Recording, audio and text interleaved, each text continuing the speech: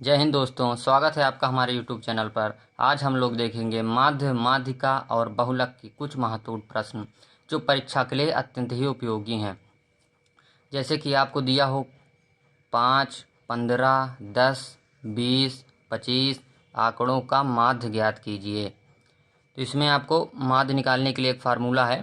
दिए संख्याओं का योग बटे कुल संख्या, जो संख्याएं दी हुई हैं इन संख्याओं का योग बटे कुल संख्या। जैसे यहाँ पर दिया हुआ है 5 प्लस 15 प्लस 10 प्लस 20 25, इन संख्याओं का आपको योग कर लेना है। और नीचे दी हुई कुल संख्या यानी 1, 2, 3, 4, 5, इसका आप टोटल करेंगे तो ये आ जाएगा आपका 75।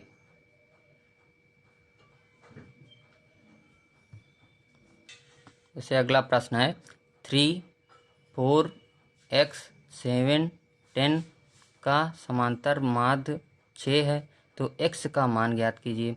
तो सिंपल सा माध्य का फार्मूला होता है संख्याओं का योग बटे कुल संख्या। तो जैसे यहाँ पर संख्या दी हुई है 3 plus 4 plus x plus 7 plus 10 बटे कुल संख्या 1, 2, 3, 4, 5, और माध्य कितना हुआ इसका 6। इसको आप सॉल्व करेंगे तो ये आ जाएगा आपका 4, 7, 14, ये आ जाएगा 24। 24 प्लस x बटे 5 इक्वल टू 6, ये आ जाएगा 24 प्लस x इक्वल टू 30, ये आ जाएगा आपका 6। जैसे अगला प्रश्न दिया है 10, 15, x, 18, 9 का माध्य 13 है, तो x और x प्लस 2 का माध्य ज्ञात कीजिए। ये बहुत ही महत्वपूर्ण प्रश्न है, इसको देखते हैं। संख्याओं का योग 10 plus 15 plus x plus 18 plus 9 बटे का 5, और माध्य कितना है 13। इसको आप सॉल्व करेंगे तो ये आ जाएगा आपका 52 प्लस का x बटे 5 इक्वल टू 13, ये आ जाएगा आपका 52 प्लस का x, 5 इधर जाएगा, ये हो जाएगा आपका 65।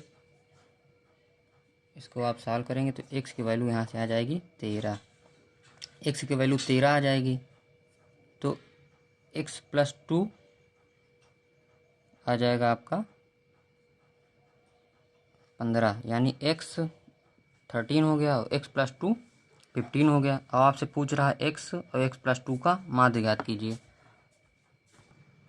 तो x की वैल्यू कितना है 13 हम लोगों ने निकाला है, और x प्लस 2 की वैल्यू 15 बटे का 2, ये आ जाएगा आपका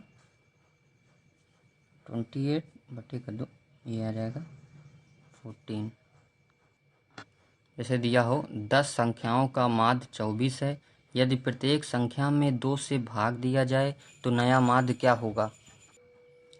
तो यहाँ पर भाग देने के लिए बोला है, तो इस तरह प्रश्न को सॉल्व करने के लिए जो भी आपको माध्य दिया हो उसमें ऐसे 2 का भाग देने को बोले तो भाग दे देंगे।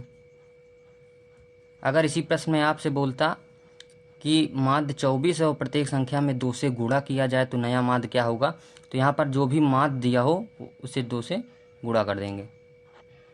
जैसे अगला प्रश्न है 1, 5, 10, 2, 3 और 20 आंकड़ों की माध्यिका ज्ञात कीजिए। तो इस तरह के प्रश्न में सबसे पहले हम दिए हुए आंकड़े को आरोही क्रम में लगाएंगे। तो यहाँ पर पहले आएगा 1, फिर दूसरा नंबर 3, फिर इससे बड़ा 3, फिर इससे बड़ा 5, फिर इससे बड़ा 10, फिर इससे बड़ा 20। आरोही क्रम में लगाने के बाद हम संख्याएं देखेंगे कितनी संख्याएं हैं। 1, 2, 3, 4, 5, 6, यानी 6 संख्याएं हैं, और 6 एक सम संख्या है। तो जब भी सम संख्या आएगी तो वहाँ पर हमको फार्मूला लगा देना है n/2 वां पद प्लस n/2 प्लस 1वां पद। तो यहाँ पर n की वैल्यू 6 है तो 6 रख देंगे, 2वां पद प्लस n/6/2 प्लस 1वां पद। तो ये आ जाएगा तीसरा पद और चौथा पद आपको निकालना है। तो तीसरा पद कौन सा होगा, 1 2 3 ये ले लीजिए, और चौथा पद 5 है, बटे आपको 2 कर देना है। तो ये आ जाएगा 4। जैसे कि आपको प्रश्न दिया हुआ है 5 10 3 4 7 9 1 आंकड़ों की माध्यिका ज्ञात कीजिए। तो सबसे पहले इसी तरह आपको करना है कि दिए हुए आंकड़े को पहले आरोही क्रम में लगा देना है। तो आंकड़ों को पहले हम आरोही क्रम में लगाएंगे। तो सबसे छोटा 1, उससे बड़ा 3, उससे बड़ा 4 और उससे बड़ा 5, फिर उससे बड़ा 7, फिर उससे बड़ा 9, फिर उससे बड़ा 10। फिर उसके बाद हम संख्याएं देंगे, कितनी संख्याएं हैं, 1 2 3 4 5 6 7। तो यहाँ पर जो 7 आया है ये ऑड वैल्यू है। तो जब ऑड आ जाए नंबर तो सिंपल सा आपको कर देना है n/2 प्लस 1वां पद। तो n की वैल्यू है 7 प्लस 1/2 यानी 4वां पद, यानी 1 2 3 चौथा पद आया है। तो यहाँ पर देखेंगे पहला पद 1 2 3 और चौथा पद 5। ये आपकी माध्यिका हो जाएगी। जैसे कि आपको क्वेश्चन बहुलक निकालने के लिए पूछे, जैसे आंकड़ा दिया हो 1 2 4 2 1 3 4 2 2 5 आंकड़ों का बहुलक याद कीजिए। तो बहुलक वह संख्या होती है जो किसी आंकड़े में अधिकतम बार आई हो। तो यहाँ पर देखेंगे 2 एक बार आया है, 2 बार आया है, 3 बार आया है, 4 बार आया है, और 4 भी 2 बार आया है, 1 2 बार आया है। तो यहाँ पर जो अधिकतम बार आया है वो 2, तो इसका बहुलक हो जाएगा 2। अगला क्वेश्चन है बंटन 2 3 8 4 3 9 2 और 16 का परास ज्ञात कीजिए। तो परास निकालने के लिए,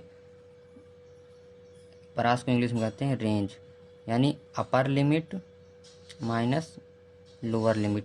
इसका मतलब है यहाँ पर सबसे दिए हुए आंकड़े में सबसे बड़ा नंबर कौन सा है।